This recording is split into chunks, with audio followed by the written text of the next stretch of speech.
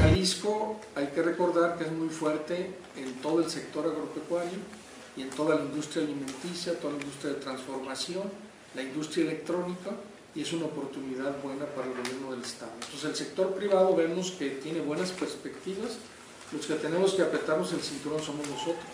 O sea, nosotros sí tenemos este año complicado, el próximo tal vez también, y eso nos va a obligar a ser más eficientes y a ser más prudentes en las decisiones de gobierno.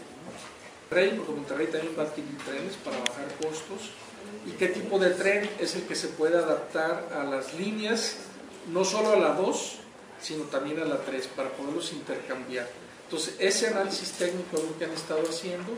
Una vez que ya tengan todo eso, van a lanzar la licitación para ver cuál es la mejor compra, porque cuando se veía la posibilidad de comprarlos igualitos a los que tenemos en la línea 1, el periodo de entrega era más tardado y eran alrededor de un 40% más caros que los que se fabrican.